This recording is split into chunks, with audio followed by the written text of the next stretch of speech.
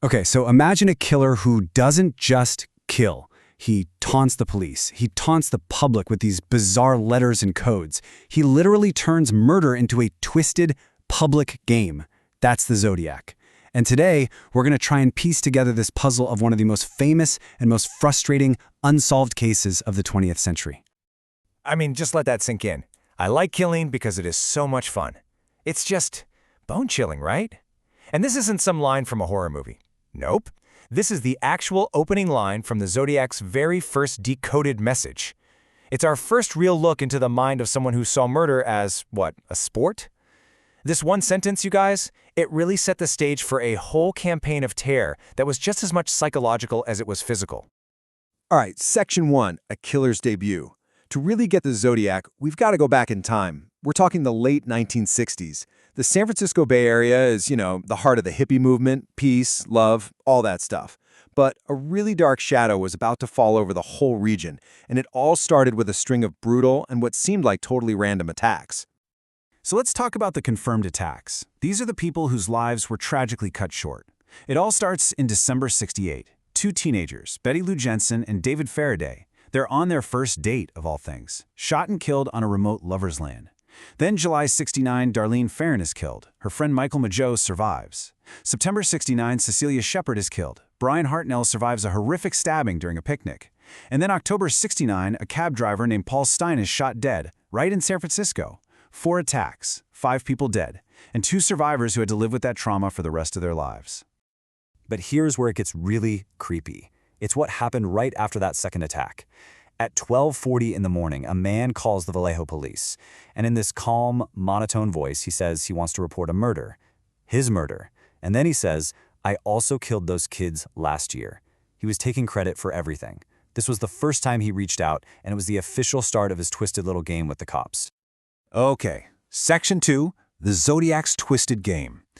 See, this guy wasn't just a killer. He was a performer. He wanted the spotlight. So he moved out of the shadows and straight onto the front page of every newspaper, basically waging this campaign of terror through the U.S. mail. So, August 1st, 1969. 3 letters show up at 3 different Bay Area newspapers. They're almost identical. And they start with, "Dear Editor, this is the murderer." And to prove it, he drops details only he and the police could possibly know. Things like the brand of ammo he used, the exact number of shots fired. There was absolutely no doubt. This was him. And this is where the game just went to a whole other level. Because with those letters, he sent a cipher, a really complex one, 408 symbols, and he made a demand. Print this on your front page or I'm going to go on a kill rampage this weekend. 12 people. The papers had no choice. They printed it. And just like that, the entire Bay Area was being held hostage by a puzzle. So you'd think, right, the CIA, the NSA, they're all over this. But while they're scratching their heads, you'll never guess who cracks it. A high school teacher and his wife, Donald and Betty Harden. They just decide to give it a shot from their living room. They had this clever idea. They figured a guy this arrogant would probably start the message with the word I.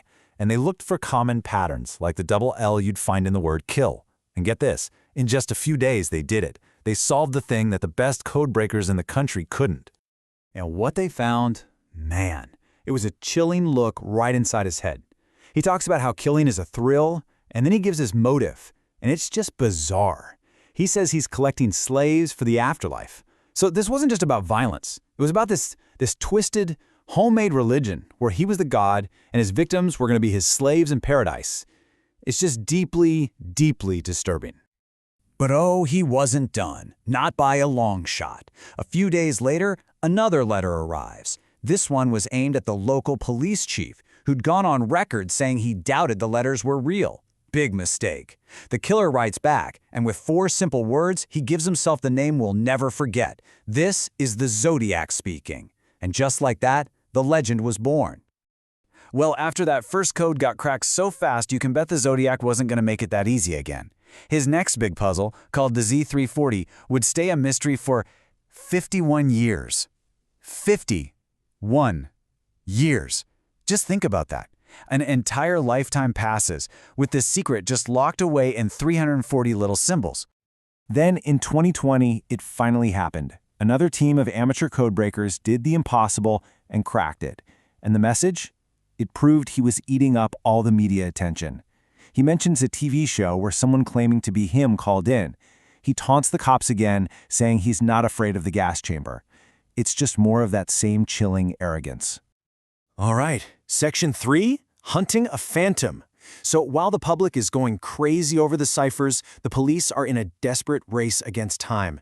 They're trying to find some kind of pattern in all this chaos, anything that could help them predict his next move and finally catch this guy. And you know what? They did start to see a pattern, a method to his madness. He almost always went after young couples. The attacks were on weekends, usually near a holiday. They were near water, at night, in and around cars, in these well-known lovers' lanes. And the final step? He'd always brag about it afterwards, in a letter or a phone call. This wasn't random at all. It was practically a ritual. But just when they thought they had him figured out, he changed the game. October 11th, 1969, he kills a cab driver, Paul Stein, in Presidio Heights, a rich, ritzy San Francisco neighborhood. No couple, no lover's lane. He brought the terror right into the middle of the city. Suddenly, nobody felt safe. And this should have been it. This was their best chance to finally catch him. Some kids actually saw the aftermath from their window and called 911. But, and this is just a gut punch, in the confusion, the dispatcher put out an alert for a black suspect, not a white one.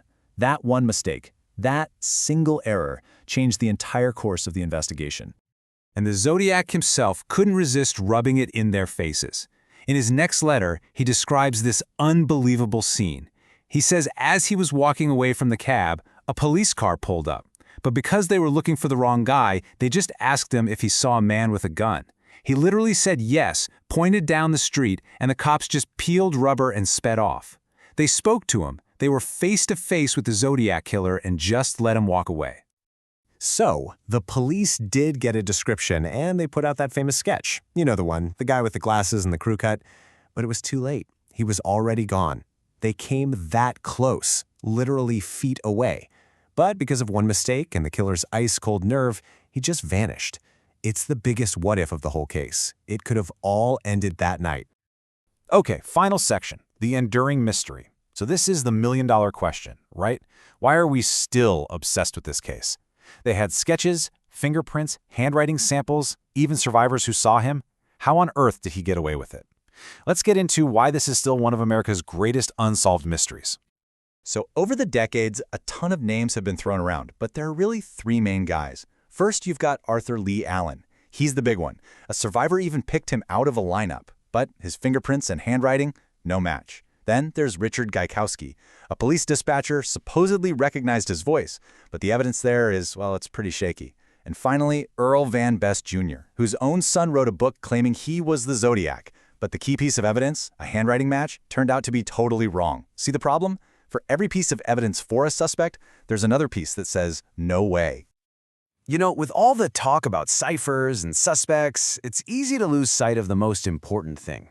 The cold, hard fact. 5. That's the number that really matters. 5 people confirmed murdered. 5 lives that were just gone. 5 families that were shattered forever. But then there's the number the Zodiac claimed, 37. He bragged about a body count that was way, way higher than what the police could ever prove. Was he really responsible for dozens of other deaths? Or was that just another one of his sick games? Just another way to spread more fear? And this was how he signed off. His last confirmed letter, sent in 1974, ended with a final, arrogant taunt. A scorecard. Me, 37. SFPD, 0. And after that, silence. The letters stopped. The Zodiac just vanished, leaving nothing but fear and one hell of a mystery. So, that's what we're left with after all this time. Who was the man behind the mask?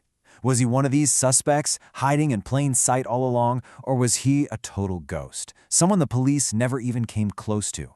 And I guess the real question is, what's more terrifying, the killer you almost caught or the one you never even knew was there?